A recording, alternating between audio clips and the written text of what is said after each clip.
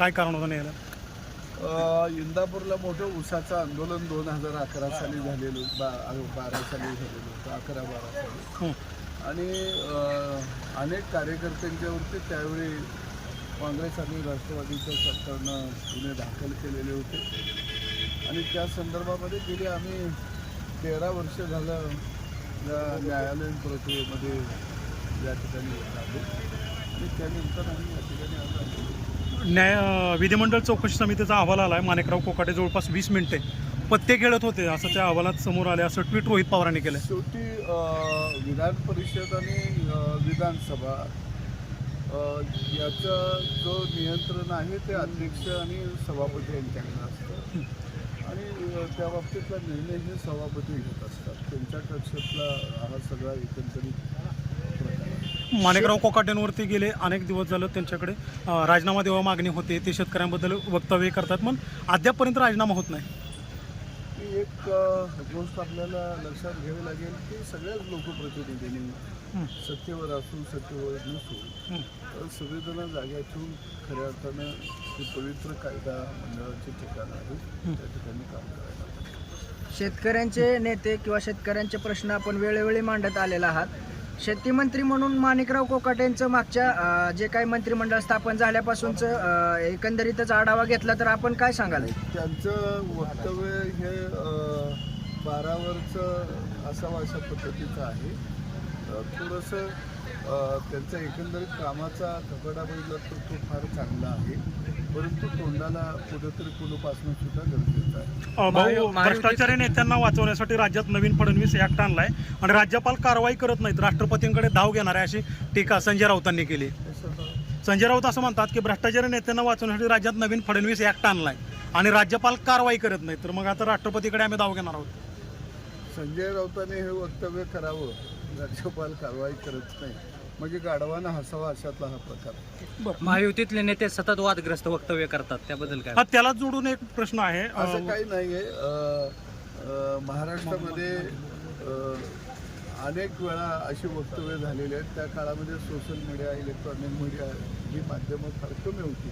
आता ही माध्यमं जनतेच्या समोर सहजरित्या उपलब्ध असल्यामुळे लगेच दिसून येतं, लगेच कळतं. महायुतीत काही दुसपूस आहे का? महायुती म्हणजे शिंदे सेना आणि अजितदादाची राष्ट्रवादी, कारण काल जेवणाची पार्टी होती तिथं फक्त मुख्यमंत्रीच होते, बाकीच्यांनी जाणं टाळलं. एकसंघ आहे. देवाभाऊच्या नेतृत्वाखाली सरकार उत्तम आहे. कुणी कितीही बिबळ घालण्याचा प्रयत्न केला तर येथे कुणी उठणार. अजितदादांनी जे जेवण दिलं होतं त्यांच्या वाढदिवसानिमित्त, अजित पवारांच्या वाढदिवसानिमित्तानं जे जेवण ताज हॉटेलला देण्यात आलं तिथं मात्र शिंदेच्या सेनेने जाणं टाळलं, फक्त मुख्यमंत्री एकटेच गेले. असं नाही, त्यांनी कुणाला निमंत्रण द्यावं हा त्यांचा प्रश्न आहे. मला वाटतं सगळ्यांना त्यांनी निमंत्रण दिलं असावं, कारण मला काही त्याची एवढी माहिती नाही आहे बाकी लोक का गेले नाही. उच्च न्यायालयानं सोमनाथ सूर्यवंशी प्रकरणात मारहाण करणाऱ्या पोलिसांवर गुन्हे दाखल करण्याचे आदेश दिले होते, मात्र राज्य सरकारनं या निर्णयाला सर्वोच्च न्यायालयामध्ये आव्हान दिलं होतं. सोमनाथ सूर्यवंशी प्रकरणामध्ये उच्च न्यायालयानं मारहाण करणाऱ्या पोलिसांवरती गुन्हे दाखल करावेत असे आदेश दिले होते, मात्र राज्य सरकारने त्याला सर्वोच्च न्यायालयात आव्हान दिलं. मात्र आता तिथं सुद्धा सर्वोच्च न्यायालयानं हायकोर्टाचा आदेश जो आहे तो कायम ठेवलेला आहे, म्हणजे राज्य सरकारला एक प्रकारे धक्का आहे तो.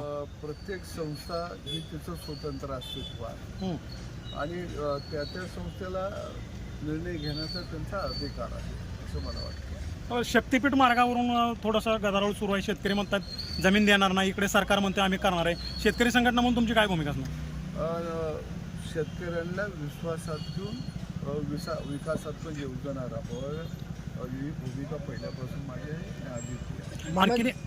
मनोज जरांगे पाटील यांनी 29 ऑगस्टला मुंबईला जाण्याचा नारा दिलेला आहे. गावोगाव त्यांची बैठका चालू आहेत. कसं बघताय आपण सरकारमधील एक सहभागी घटक? मला वाटतं एक चळवळीतला कार्यकर्ता म्हणून त्यांनी मराठा समाजाची चळवळ या राज्यामध्ये उभा केली. सर्वसामान्य गरीब मराठा समाजाला न्याय मिळाला पाहिजे ही त्यांनी भूमिका घेतली. परंतु ज्यावेळी आंदोलनाचं पाऊल आपण उचलत असतो त्यावेळी जर पुढचे चर्चेचे दरवाजे बंद असले तर आपण त्याला धडक मारायची असते. त्यांनी संवादाचा मार्ग निवडावा, सरकारबरोबर चर्चा करावी. दरवाजे बंद झाले तर त्यांनी धडक मारावी. मग आणखी एक प्रश्न आहे, भाजपमध्ये जोरदार इन्कमिंग सध्या होतं आहे, मात्र याच इन्कमिंगवरून एक प्रश्न आला पुढं. माजी आमदार सुधीर पारवे यांनी चंद्रशेखर बावनकुळेंपुढे कार्यकर्त्याच्या भावना मांडलेत की जर नवीनच येणार असतील तर जुन्यांचं काय? असं काही नाही आहे की शेजाऱ्याचं घरात लेकरू झालं म्हणून माझ्या घरावर दारिद्र्य येणार आहे असं कधी होत नसतं. कर्तबगारीवर माणसं पुढं जात असतात. एका केसच्या खटल्या निमित्तानं तुम्ही आणि राजू शेट्टी एकत्रित आला होता, गप्पा गोष्टी झाल्या वगैरे. हा योगा एबीपी माझा, उघडा डोळे बघा नीट.